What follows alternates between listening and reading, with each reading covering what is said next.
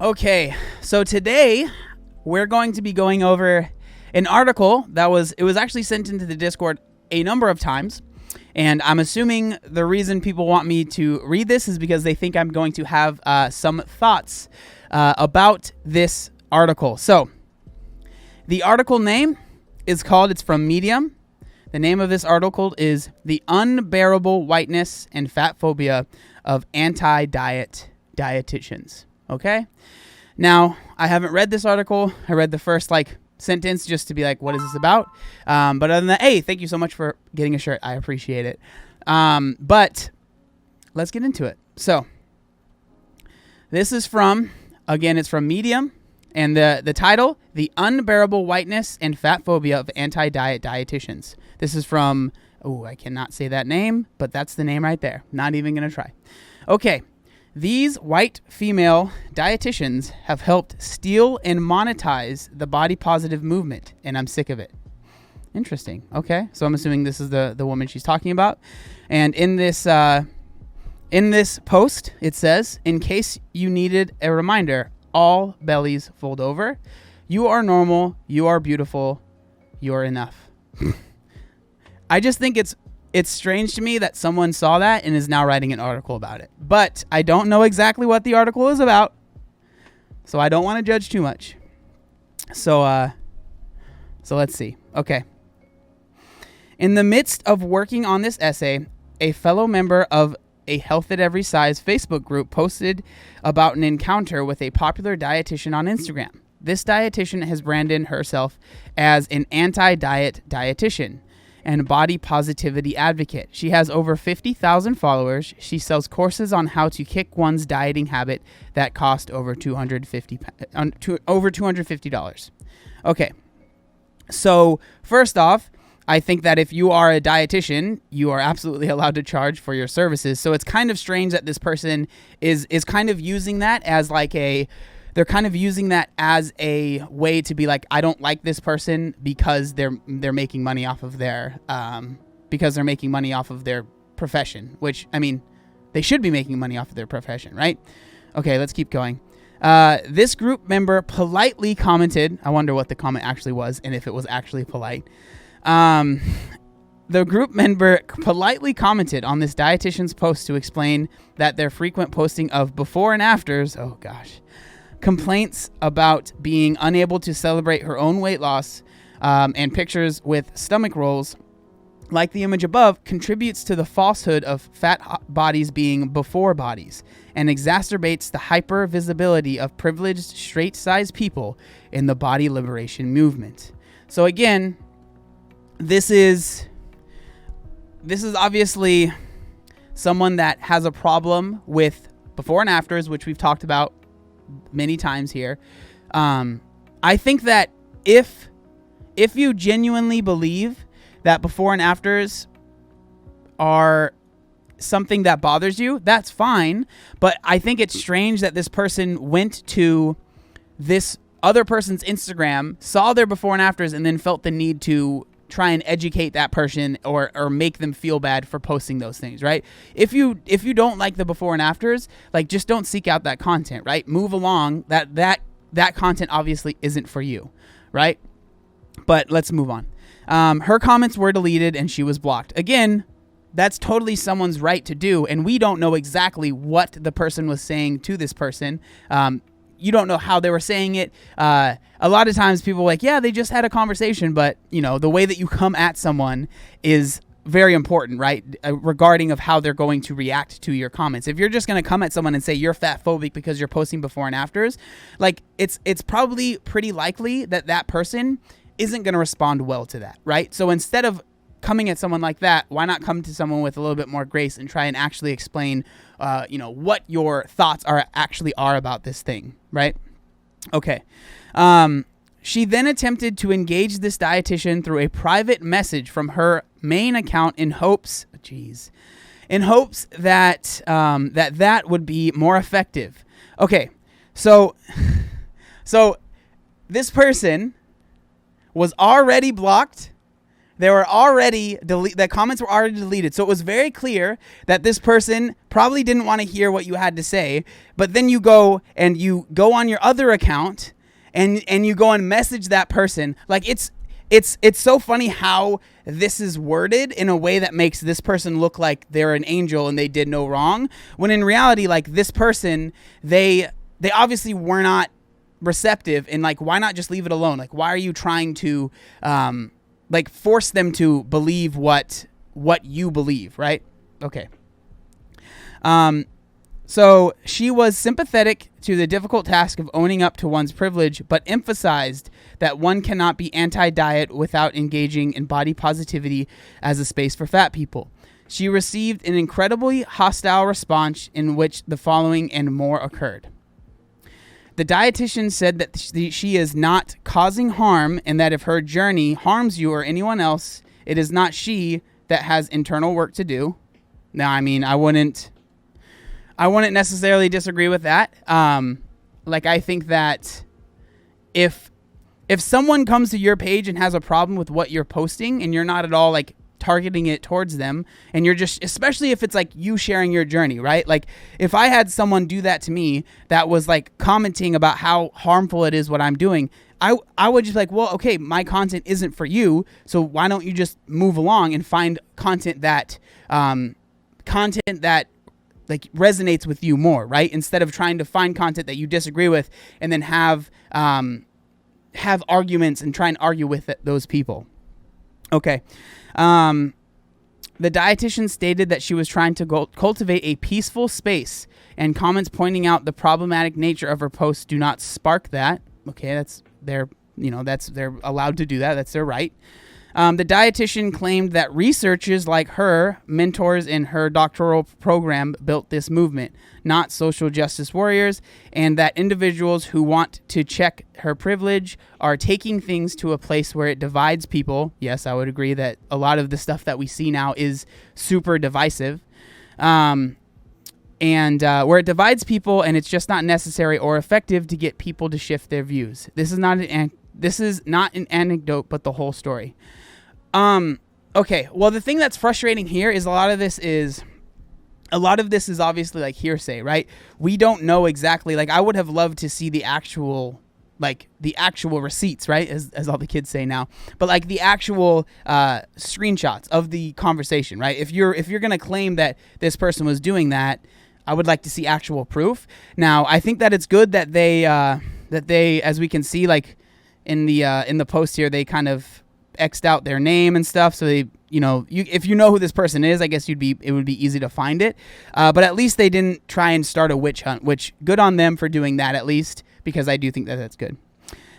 Okay, let's keep going. As Stephanie Yebo, I don't know, once told Jamila Jamil, who then stole her words, body positivity stems from the fat acceptance movement, which is more political than anything, and was created as a safe space for fat women to celebrate themselves, as no one was celebrating us or seeing us, and all our interior amazingness for what we are. Now it's used as a marketing term and has forgotten about the very bodies that created it. Okay, so I think that I've obviously heard this argument many times in the past, and I think that regardless of where this started, and it's so frustrating because every single person has a different explanation of where body positivity started. Some people say that it was people that were burn victims or amputees that were, trying to be positive about their bodies because they had, these issues that they're going through. Obviously, we've heard a lot of people say that it's, it was made for fat women of color.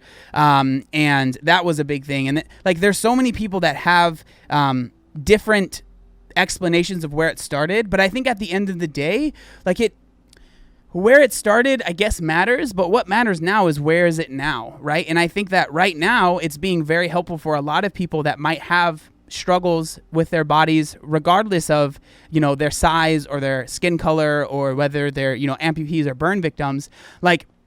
It is also it's been a really positive thing, because I think one thing that people fail to notice that you'll hear a lot of like the fat activist people say is that, if you're someone that is, you're straight sized or whatever, but you have insecurities, like, let's just use me for an example, right? So if you're someone that has loose skin, basically their argument would be you can hide that loose skin and you could walk around throughout the day and it's not super obvious that you have loose skin. But if you are fat or overweight, you can't just hide that, right? You can't just put that away and tuck it in or whatever. Now, I would agree with that to a certain extent.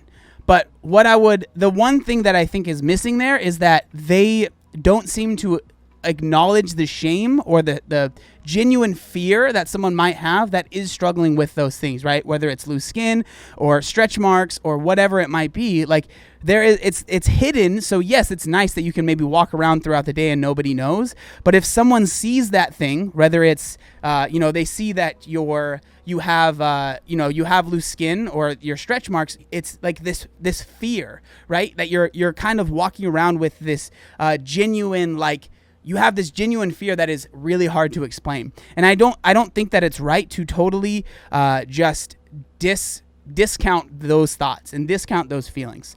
And with that being said, I am not sitting here saying it's not hard to be a bigger person in society or anything like that. Like I am fully aware of people being rude, being mean. I am fully aware that it is harder to find clothing. I'm fully aware that it's harder to find seats to sit in. Like, I am fully aware of that. But just because you struggle with that, I don't think it needs to be some sort of like a game where it's like who is more oppressed kind of thing because of their size or their body type or whatever. Like, I think it should be about bringing people together and be like, hey, there's this idealized societal beauty standard that we all disagree with. Let's make us all feel beautiful. Let's make us all feel worthy, right? Instead of being divisive and being like, you're not allowed to be part of this. Like, this is for a certain group of people. I don't know. I just think that isn't helpful in the long run.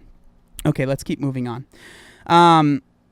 Stephanie is not alone in her assessment for Wear Your Voice magazine. Brianna Hernandez interviewed Rochelle Brock, a body positive photographer. When asked about what she didn't like about the body positive movement, Rochelle said the following: while the body positive movement is getting a lot of clout, people who don't fit the ideal norm, people who are bigger, rounder, blacker, are getting the bad end of the stick.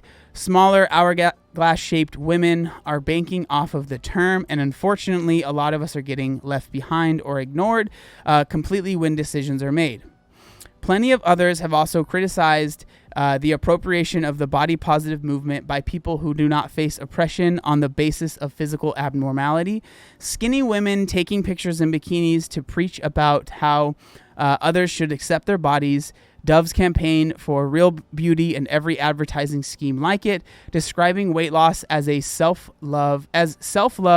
These are just a few examples of how body positivity has been reformed to serve many different desires, all of which are represented in the grift of many anti-diet dietitians. So with that, I mean, it's just strange to me how, like, this movement that, these people believe that they started, it's very obvious, like, with what they're saying, it's kind of moved on just from that, which I think is a good thing, right? I personally think that it is a good thing that more people are being included. But if you are genuinely, like, upset about that, and you are genuinely mad about that, I think that just move on, right? Start something else. Use a new hashtag. Use a new name, right? To make it feel like it's only for you, right? Like, if you want to make a hashtag that isn't as inclusive, that's fine. That's your choice. But to try and, like, take back this term that has obviously exploded and a lot of other people are using it and a lot of people are seeing genuine, are getting genuine help from it, I think that that's a good thing, I don't know. That's just my opinion on that. Okay.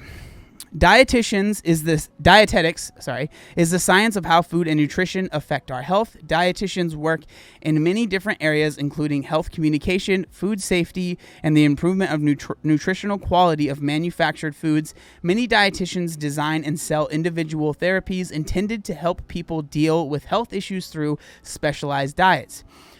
These individuals are the focus of this post. So basically, this post seems to be about dietitians for the most part. As I've written before, science has always said that fat people do not belong in any worthwhile vision for the future of humankind. Wow, that is very aggressive. I don't know what science this person's reading. Dietetics as a field has served as an important avenue through which women have fought for access to training in medicine and the sciences. It was a favored career among white middle-class Protestant women in the 1900s and was bolstered by wartime activities that made nutrition an important specialization in the U.S. military. However, as the status of dietitians rose and they sought to formalize their field by creating professional associates with scientific journal publications, the overt whiteness of the field became solidified. For example, white female dietitians often wrote journal articles linking diseases and deficiencies to specific dietary practices of racial and ethnic groups. These functioned to assert their superiority over women of color attempting to find success in dietetics, as well as further the associations between Protestant whiteness, health, and prosperity. Wow. Sorry, I just realized I wasn't showing you guys that when I was reading it. I apologize. But with the whole, when it comes to race and stuff, man, it's such a huge topic, and it's so divisive, and it's like a minefield that, man, I honestly don't even know if I want to get into it. Like, I have never heard anything like this. Yeah, I don't even. Let's just keep going. Let's just keep going on this one. Okay. So this is just one part of a wide legacy of oppression. White women have always promoted eugenics alongside white men who are just as eager to preserve the white race. Okay, well, I will say that I think it's so frustrating when it's blanket statements like this, okay? Like, it just says white women have always promoted eugenics alongside white men who are just as eager to preserve the white race. Like, I don't know. Like, I'm a white dude, and like I got in trouble last time I said this, but I fully acknowledge white privilege. I fully acknowledge like a lot of that stuff. But it's like, why do we have to take it so far to where it's now even the people that might support what you think, with white privilege and like being like, yo, I want to be anti-racist, I want to be helpful. Like, it takes it to a point where it's like, I don't know how many sane people can stand behind that, like genuinely stand behind that, right? Like, I don't know that many people that would be able to do that. So I feel like it's just pushing it too far. Okay. So Gertrude, that's a good name, Davenport, wife of famed eugenicist Charles Davenport, was one of the first to ascribe degeneracy to the biology of socially unacceptable mothers. Her contributions to eugenics have long been overshadowed by the legacy of her husband, as well as shrouded by her reputation as a progressive feminist. Adept at performative frailty and feminized victimhood. Okay, so I'm going to... A lot of these words I do not understand. So I'm just going to be honest with you guys. There's a lot of big words here. So, adept at performative frailty and feminized victimhood, white women managed to contribute to the systemic oppression of social undesirables as simultaneously force their way into liberatory spaces. Whew, okay. Honestly, gonna be real, don't really understand exactly what that was saying. Okay, let's keep moving. Dietetics as a profession doesn't look too different from its origins, according to the Commission on Dietetic Research. 93.9% of currently registered dietitians are women. That is one thing that is interesting to me. That so many people that are dietitians are women. And 81.8% are currently registered dietitians are white. And as I mentioned, white women have long been agents of racism and anti-blackness, What happened to Emmett Till and George Stinney Jr. and Black Wall Street were all caused by white women, as Ezine Ukoa brilliantly wrote, the audacity of white feminism is the core of white supremacy. Whew, man, this is this article is very, very intense. I was not expecting it to be expecting it to be this intense, but okay. The marketization of the body positivity movement has been partially driven by white women who describe themselves as anti-diet practitioners. Christy Harrison, a notable anti-diet dietitian, describes the anti-diet lens as anti-diet culture. Anti-diet is supposed to be in opposition to the social beliefs that weight loss improves health, that health and fat are not compatible. Now, I would disagree with that.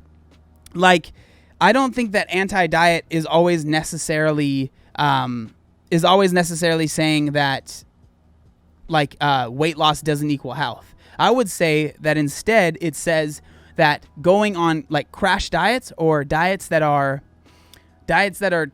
not sustainable isn't the best way to find weight loss if that is something that you want to do, right? Like I think that there is a genuine difference between being anti-diet and being health at every size. I don't believe that they are interchangeable. I do believe that there is a difference there. And I would say personally, I am anti-diet versus like, as far as like, when you think about diet, and when I say anti-diet, let me explain. So when you think about diet, when people normally think of that, they think of a beginning and an end, right? To a certain diet where you are restricting to a point where you can't wait for that diet to end. When in reality, I think that you should be focusing on improving your overall health and improving your nutrition, improving your education about nutrition so you can make better decisions, right? So I genuinely do think there is a difference between anti-diet and health at every size, but it seems like this person doesn't see a difference there. Okay, let's keep going. Anti-diet is supposed to be in opposition to the social beliefs that weight loss improves health, that health and fat are not compatible, that diets work, and that fitness is the superior physical and moral form. Diet culture tells us that foods can be good or bad, that bodies can be good or bad, and that the solution to our problem lays in changing our physical embodiment through restrictive eating, hypervigilance, and deprivation. Now, I think that is wrong, right? Trying to focus on, like hypervigilance or deprivation or like really, really, really pushing yourself to a point where it's not sustainable, right? You guys know that sustainability is my favorite word. That is bad. But I think, and I personally believe, and this is like the crux of my whole channel, is that I believe that you can lose weight if that's something you want to do. That's very important. That's something I always try to say. If it's something you want to do, right? If it's something you want to do. If you don't want to do it, don't watch my videos, right? I'm not going to help you, right? I'm not going to be able to help you. But if it's something that you want to do, you can absolutely pursue weight loss and pursue a healthier version of yourself without being overly restrictive, without being overly, like going from 0 to 100. Like, I really do think there are ways to do that. And that's what I believe. Okay, let's keep going. Anti-diet dietitians are described by Harrison as utilizing evidence-based nutrition therapies to hone and honor your body's natural signals for hunger and satiety. They also deliver medical nutrition therapy needed to help people manage conditions like diabetes and celiac disease in ways that do not replicate diet culture in the care space. Except in some cases of eating disorder recovery, weight gain or loss is not the central part of anti-diet practice. It is about learning to listen, trust, and respect your body. These are all good things, but how do they go wrong in the concept of body positivity, in context of the body positivity movement, racism, and fat phobia? So these are some pictures of, I'm assuming, some of these anti-diet dietitians that she is referring to. Collage of Instagram posts by anti-diet dietitians. Christy Harrison does mention that in one of the shadiest movies of all time, diet culture even includes people trying to sell the anti-diet diet movement as a weight loss method. She is right. Diet culture is gonna diet culture. But while those individuals she's mentioned are extremely predatory, they're not even the ones I'm maddest at or focused on in this post. Okay, let's see who she's mad at. I am mad at the anti-diet dietitians that sit in their photos to show their stomach folds. I'm mad about the anti-diet dietitians that feign eating desserts or pizza or something equally demonized for pictures that they post with captions like "no foods are bad." I mean, what is so wrong about that? Like, I think that can be helpful to a lot of people. Like, if you are someone like, so if you're someone that is really overweight, that might not be super helpful, but there are a lot of people that could be a super helpful thing for, right? Seeing someone that has, some belly rolls or whatever, eating like pizza and not freaking out about it, like that genuinely can be a helpful thing for some people, like 100%. And so it's so strange that this person is just completely like, it seems like they're like, well, my problems are the most important, and that's what we need to focus on. And if you have other problems, like, it doesn't matter because they're not as bad as mine. And I think that is really, I don't know. I just think that that's really sad. But let's move on. I'm sorry. Or you don't have to work out to earn food. I mean, I agree. I think that's an important thing for people to understand. There are genuinely people that think that they have to, that they end up getting like exercise addictions because they feel like they need to, work out to earn the food that they have or the food that they're eating. And I think that is dangerous. And I think it's good that people are talking about it. Right. Okay. I'm mad at the anti-diet dietitians who say that you can still love your body and want it to be smaller. Yes, I agree. That is so... oh my gosh. This person just said that they're mad at people saying that you can love your body and still want it to be smaller. What is wrong with that? Like, how is that a problem? I don't understand that. Like, you can absolutely love your body and want it to be smaller. Like, these people must have never dealt with their weight genuinely causing their body harm. And like, it's things like this that when we talked about the glitter and laser situation a month ago or so now, where there were people that probably read an article like this and then attacked her because she was losing weight or just focusing on her health because she had lipedema, right? Like, those are the people that are reading this post and agreeing with everything that it says. And I think that is dangerous. And so it's just frustrating that there genuinely are people out there that are mad when people are losing weight but are still saying like, I loved my body before and I love my body after. Like, I think that is a good thing. And we shouldn't make people feel bad or demonize them or say that they're fat phobic because they're trying to do that. Okay. I'm absolutely pissed at the anti-diet dietitians who stand in their mirrors or on the beach to display their minor bloating, or the small dimples in their thighs. So I'm mad at people for not being as, big as me, basically, is what's happening here. That's what it sounds like. They post before and after pictures a minute, a year, a decade apart to show how much better their bodies became once they quit dieting, or to show how even svelte bodies in spandex can be less perfect if they pull their waistbands down, and that no matter how many rolls they have, they're still the same fit women they always were. See, and that's the problem, is like, no one is saying that. No one is saying that that's why they're posting those things. Like, it's more to show people that no one always has a six-pack. Like, no one is always fully 100% happy with how they look. I don't know anyone that's posted like those before and afters of them bloated and not bloated and tried to post it in a way to say like, no, like, I can be bloated, but I'm just trying to show you that I am also still lean. Like, no, it's like, no, this is what I look like on a day-to-day basis. I might look like this, but I also might look bloated. And it seems like people that get upset about it, they project what they might think, and they just assume that that's the only thing that it could mean. Okay.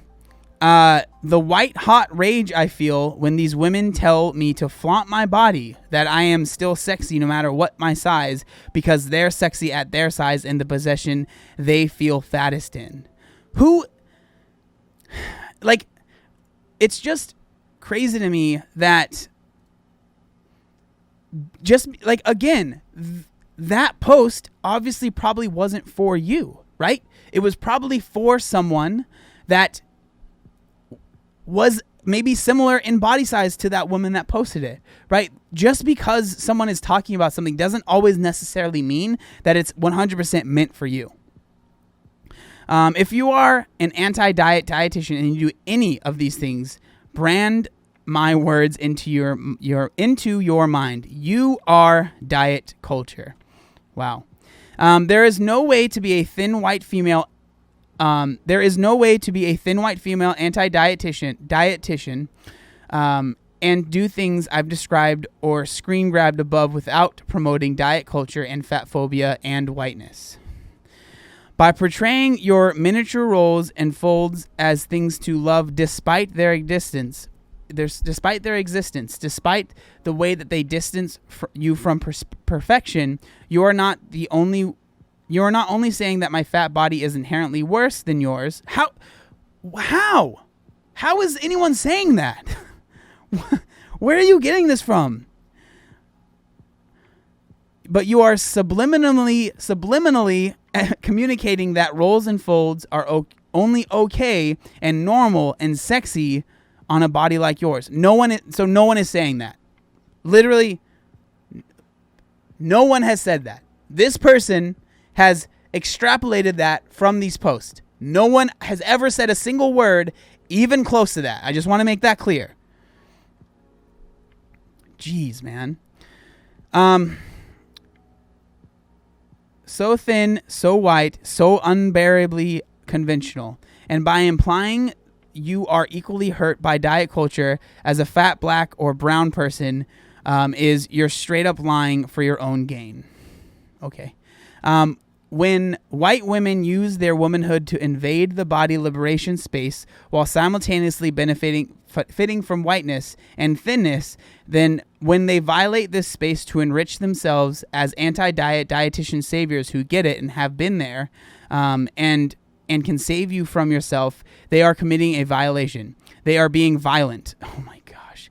Dude, so this is literally someone mad at someone else trying to understand the problems and try to help. Like, that is what's going on here. It's like we don't want your help, but also so it's like we just want to be mad at you no matter what. Like, you can't come in here and defend yourself or even help, right? Like, I understand that you could be mad at me, right? Because I disagree with what you're saying. But to be mad at someone because they agree and they're trying to help, how are you going to get anywhere? How are you going to get anywhere if you're going to not let the people that want to help actually help? Dude, okay, I'm sorry. They are hurting people in the way white women have always hurt people. And by using anti-diet dietetics as both scientific legitimacy and a woke signal, they are protecting themselves from criticism, accountability while doing so. There's more of these posts. It says a screenshot I took from recent photos tagged with normalized normal bodies. See a pattern? Well, I mean, you could find... if you went through that, who knows how many photos you looked at to find that. It's just like, yeah, I went through this hashtag and found these. Of course you did. Like, it's not... Okay, whatever. You guys know what I'm trying to say. Many anti-diet dietitians want to normalize all bodies and feel they're more effective if they share their own journeys and bare their guts for their viewers. They want to portray that they too are not perfect. They want their followers to know they are not models or Amphitryites, I don't know what that word is, just because they are unambiguously thin, just because they can hide their small layer of subcutaneous fat in their waistband or their exercise leggings. To some small degree, these goals make sense. But forget about perfection and models. Look above at the results of my search for hashtag normalize normal bodies on Instagram. Look at these consecutive photos of thin white women posing on sandy beaches. Do these bodies look abnormal to you? I mean, they're just bodies. But like, why does it matter? Like, why? This is something that's so strange to me, and this is something that happens more and more on Instagram. I've noticed is people like policing certain hashtags. Like, it is so weird to me to sit there. Like, I've seen people, literally, I've gotten many DMs of someone that might post like fat acceptance or whatever, and they're basically saying, oh, well, you posted a before and after, so you're not actually fat acceptance, you're not allowed to post this thing. And so they get literally like people getting upset with them and like policing certain hashtags. Oh my gosh. Okay. But forget about, oh no, I read that. Okay, so if you are a thin white person, your body is as normal as it gets. How do you know that? Like, how do you know, like, I mean, my body isn't that normal. Like, I would say that it's pretty different, especially if I take my shirt off. It's just, it's so like, just like 1000% like blanket statement on so many people. So many people. That's so frustrating. Okay, if you're a thin white person, your body is as normal as it gets. Clothes in public spaces and medical standards and media are made with you in mind.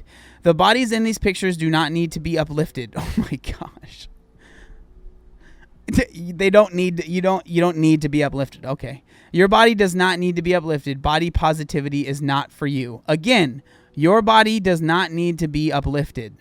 Body positivity is not for you. It is so strange. I've said this before. It is so strange that a movement that is called body positivity is so quick to discredit other people and not let them join.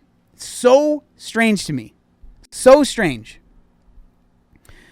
As Wear Your Voices, Sharonda Brown said, what most people don't understand about body positivity is that it started in response to white society's fear of the racial other by eschewing social demands for thinness and conventional beauty. Fat acceptance and body positivity are radical.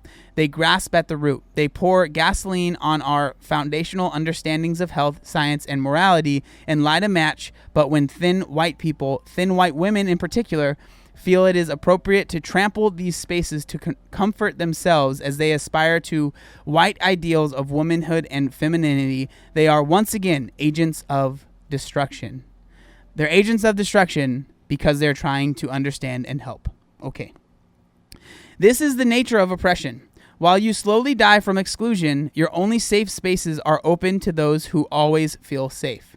They flood the doorway, take the seating, stand on it to survey the room. They build nests and nurture their own and buoy themselves where they used to find solace, slouching and pushing out their stomachs. All the while they shout, normalize my body. I get bloated too. Eat that cupcake. You deserve it. Take up space. If only they'd left any for you. And it says, this article was bolstered by a lively discussion in a Health at Every Size group started by the very cool Molly Robbins, as well as a recent Twitter thread of mine. And this is the... so this is the woman that posted it. Mickey is a fine PhD in Calamari City, Bronx girl writing about fat politics plus health and industrial complex. Science is never objective. And then that's her Twitter. Geez, man. I'm honestly like blown away because a lot of times when I make these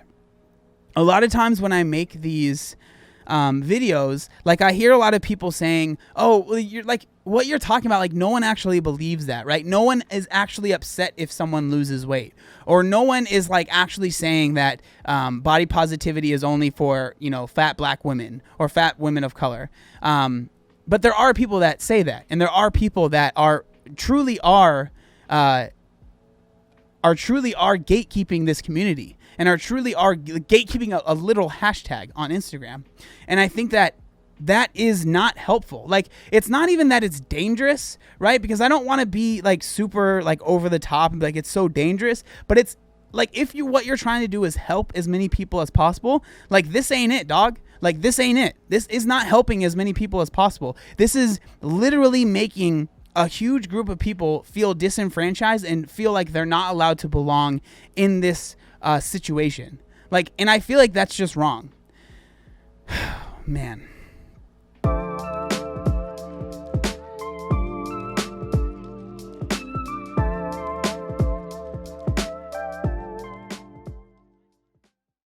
Obey the warning signs, and when there are flashing lights or wigwags, don't attempt to cross until they come to a complete stop. Sapper!